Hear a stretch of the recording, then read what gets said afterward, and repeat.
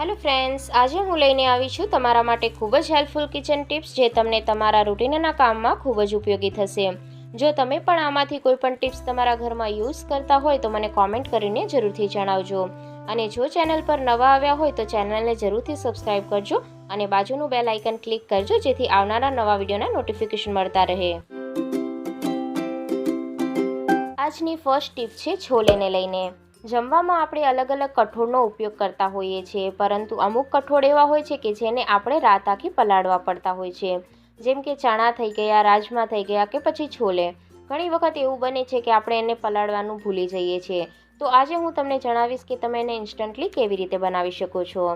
તો છોલેની અંદર 1 ચમચી જેટલા આપણે બેકિંગ સોડાનો ઉપયોગ કરીશું. તો અહીંયા મેં 1 ચમચી બેકિંગ સોડા લીધા છે. છોલેની અંદર એને ઉમેરી દીધા બાદ આપણે 1 ગ્લાસ જેટલું એની અંદર ગરમ પાણી ઉમેરી દઈશું. જેટલું તમારું કઠોળ હોય એ ડૂબી જાય એટલું અહીંયા કને ગરમ પાણી લેવાનું છે. અને ત્યારબાદ આપણે એને ડીશથી કવર કરી અને 1 કલાક માટે સાઈડ પર મૂકી દઈશું. આ ટ્રીક છે એ તમે બીજા કોઈ પણ કઠોળ માટે પણ ઉપયોગમાં લઈ શકો છો. તો 1 કલાક બાદ જ્યારે આપણે જોઈશું તો આપણે જોઈ શકો છો કે આપણા છોલે એકદમ સારી રીતના ફૂલી ગયા છે. તો આ ટ્રિક્સને તમે ફોલો કરીને ઇન્સ્ટન્ટલી કોઈ પણ કઠોળ બનાવી શકો છો. તો આજની બીજી ટિપ્સ છે મૂંગફલીને લઈને. મૂંગફલીનો ઉપયોગ છે એ દરેક સિઝનમાં કરવામાં આવે છે. ઘરની અંદર અલગ અલગ વસ્તુઓ બનાવવા માટે આપણે મૂંગફળીનો ઉપયોગ કરતા હોઈએ છીએ, જેમ કે ભરેલા શાકમાં નાખવા માટે કે પછી એની ચીક્કી બનાવવા માટે કે પછી પૌવામાં નાખવા માટે. એ ટેસ્ટમાં ખૂબ જ સરસ લાગે છે, પરંતુ એને ફોલવી થોડી ડિફિકલ્ટ થતી હોય છે. તો આજે હું તમને એને સહેલાઈથી તમે ફોલી શકો એવી ટિપ્સ જણાવીશ. તો એના માટે અહીંયા મેં એક લઈ લીધું છે મિક્સર જાર. તો આપણા ઘરની અંદર મિક્સર જાર તો હોય જ છે. તો આ મિક્સર જારની અંદર જે આપણે મૂંગફલી છે એને આપણે ઠલવી દઈશું અને ત્યારબાદ આપણે મિક્સર જારને બંધ કરી અને એક વખત એને ચલાવી લેવાનું છે. તો અહીંયા કને મેં એને એક વખત ચલાવી લીધું છે અને હવે આપણે એને એક પ્લેટની અંદર કાઢી લઈએ. તો અહીંયા કને મિક્સર જારને ફક્ત એક જ વખત આપણે ચલાવીશું. જો વધારે વખત તમે ચલાવશો તો મૂંગફળી આપણી તૂટી જશે. તો તમે જોઈ શકો છો કે જે મૂંગફળીના દાણા છે એ અલગ થઈ ગયા છે અને અમુક જે મૂંગફળી છે એ વચ્ચેથી તૂટી ગઈ છે. તો એને સહેલાઈથી આપણે હાથની મદદથી હવે તોડી શકીશું. હવે એની અંદરથી દાણા કાઢવા છે એકદમ સરળ થઈ જશે. તો આ ટિપ્સને ફોલો કરી અને તમે સહેલાઈથી મૂંગફળીને છોલી શકો છો. જો તમે કોઈ બીજી રીતે મૂંગફળીને છોલતા હોય તો મને કોમેન્ટ કરીને જરૂરથી જણાવજો કે તમે મૂંગફળીને છોલવા માટે કઈ રીતનો ઉપયોગ કરો છો. જો તમારે અહીંયા મિક્સર જારનો ઉપયોગ ના કરવો હોય તો તમે મૂંગફળી છે એ કોઈપણ દુપટ્ટાની અંદર વીંટી અને એના ઉપર હળવે હાથેથી દસ્તાની મદદથી પ્રેસ કરી અને એ રીતથી પણ તમે છોલી શકો છો. તો આજની નેક્સ્ટ ટિપ જોઈ લઈએ. મોબાઈલને ચાર્જ કરવા માટે આપણે આ રીતના ચાર્જિંગ કેબલનો ઉપયોગ કરતા હોઈએ છીએ અને એમાં જો વ્હાઇટ કેબલ હોય તો એ સૌથી વધારે ખરાબ થાય છે.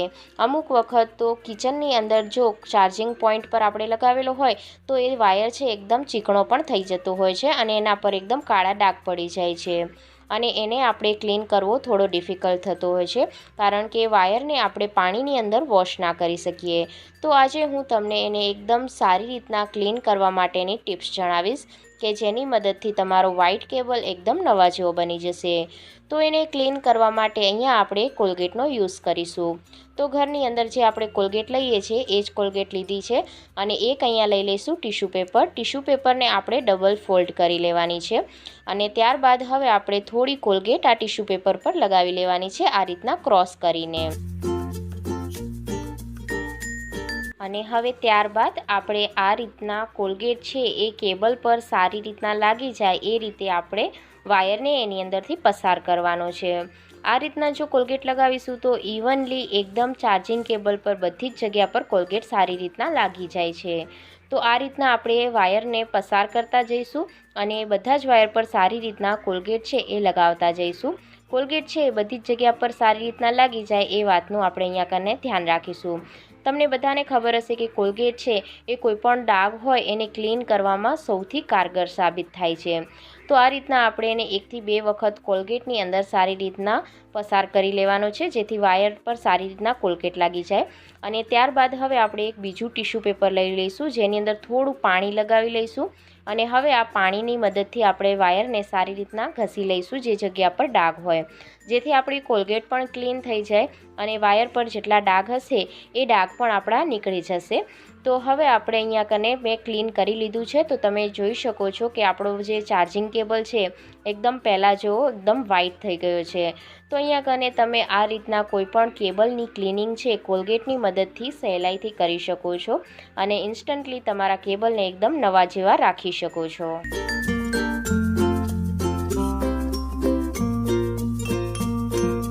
આજની નેક્સ્ટ ટીપ જોઈ લઈએ।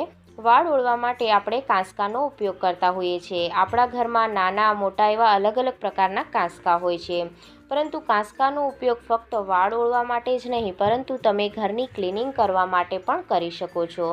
તો આજે હું તમને એનો એક અલગ જ ઉપયોગ બતાવીશ। તો એના માટે અહીંયા કને આપણે એક મોજું લઈ લીધું છે। તો આપણા ઘરની અંદર એવા કેટલાય બેકાર પડેલા મોજા હોય છે કે જેની એક પેર ખોવાઈ ગઈ હોય અથવા તો એક ફાટી ગયું હોય તો એક એમ જ વેસ્ટ પડ્યું હોય છે। તો કોઈ પણ આપણે એક મોજું લઈ લેવાનું છે અને આ મોજાને આપણે કાંસકાની અંદર આ રીતના સારી રીતે પહેરાવી દઈશું અને એની જે કિનારી છે એના પર આપણે થોડું પાણી લગાવી લેવાનું છે। સૌથી વધારે ઉપયોગ આપણે ઘરમાં ફ્રીજનો કરતા હોઈએ છીએ, એની ડીપ ક્લિનિંગ પણ કરતા હોઈએ છીએ, પરંતુ એના ડોર ઉપર જે આ પટ્ટી લાગેલી હોય છે એની ક્લિનિંગ પર આપણું ધ્યાન નથી જતું અને એની અંદર એકદમ ગંદકી જમા થઈ જાય છે અને હાથની મદદથી આપણે એની ક્લિનિંગ છે એ નથી કરી શકતા। વધારે એને આપણે ખોલી અને ક્લિનિંગ કરવા જઈએ તો એ આપણી પટ્ટી છે એ લૂઝ થઈ જાય છે। તો આપણે એને સારી રીતના ક્લિનિંગ કરવા માટે આજે આ કાંસકાનો ઉપયોગ કરીશું। તો આ કાંસકાની જે કિનારી છે એની મદદથી આપણે આ પટ્ટીની અંદરથી સારી રીતના ક્લિનિંગ કરવાની છે। તો કાંસકાનો જે નીચેનો ભાગ છે એકદમ પતલો હોવાથી એની અંદર આ પટ્ટીમાં સારી રીતના ક્લિનિંગ થઈ જાય છે। તો અહીંયા કને મોજાને મેં થોડું લીલું કર્યું છે જેથી એની અંદર જેટલી પણ માટી હશે એ બધી માટી આ કાંસકાની અંદર આવી જશે। તો આ રીતના આપણે એક પટ્ટી અને જે બીજી પટ્ટી છે એની અંદર પણ આપણે આ રીતના કાંસકાની મદદથી ક્લિનિંગ કરી લઈશું। કોઈ પણ ઝીણી જગ્યા હોય કે જ્યાં આપણો હાથ ના પહોંચી શકે ત્યાં તમે આ રીતના કાંસકાની મદદથી ક્લિનિંગ કરી શકો છો। તો આ રીતના ક્લિનિંગ કરવું આપણું એકદમ ઇઝી બની જાય છે। તો તમે જોઈ શકો છો કે આપણા મોજા પર અત્યારે કેટલી બધી ગંદકી છે આવી ગઈ છે। તો આ રીતે તમારા ફ્રીજના ડોરની ક્લિનિંગ તમે સરળતાથી કરી શકો છો। જો તમે આ ટિપ્સ ફોલો કરતા હોય તો મને કોમેન્ટ કરી અને જરૂરથી જણાવજો। આજની નેક્સ્ટ ટીપ છે કે આપણા ઘરની અંદર બધી જ જગ્યા પર આ રીતના નળ લાગેલા હોય છે જેની ક્લિનિંગ પર આપણું ધ્યાન નથી જતું અને જ્યાં હાર્ડ વોટર આવતું હોય ત્યાં હાર્ડ વોટરના સ્ટેન અને અમુક વખત એના પર કાટના પણ ડાઘ લાગી જાય છે।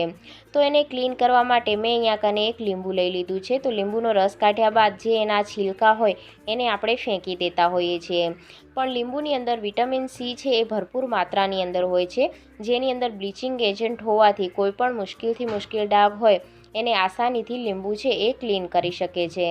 તો લીંબુની મદદથી આપણે આ જગ્યા પર એને સારી રીતના રબ કરી લઈશું જેથી એના પર કોઈ પણ પાણીના ડાઘ હોય, કાટના ડાઘ હોય અથવા તો ખારા પાણીના જેટલા પણ ડાઘ હોય એ બધા ડાઘ નીકળી જાય છે। અહીંયા કને તમે ફક્ત નળ નહીં પરંતુ શાવર કે સિંકની ક્લિનિંગ પણ આ રીતના લીંબુની મદદથી કરી શકો છો। તો 2 થી 3 મિનિટ જેવું આપણે લીંબુની મદદથી એને સારી રીતના ઘસી લેવાનું છે અને ત્યારબાદ આપણે એને સારા પાણીથી વોશ કરી લઈશું। જો આ રીતથી તમે અઠવાડિયામાં એક વખત પણ નળની ક્લિનિંગ કરો છો તો તમારા નળ એકદમ સારી રીતના નવા જેવા જ રહે છે અને એના પર કોઈ પણ જાતના ડાઘ છે એ નથી રહેતા। તો આ રીતની ક્લિનિંગ કરવી ખૂબ જ જરૂરી છે। તો તમે જોઈ શકો છો કે આપણા નળ પર એકદમ શાઇન આવી ગઈ છે। જો આજની ટિપ્સ તમને હેલ્પફુલ લાગી હોય તો વિડીયોને લાઇક જરૂરથી કરજો અને ચેનલ પર નવા હોય તો ચેનલને જરૂરથી સબસ્ક્રાઈબ કરજો।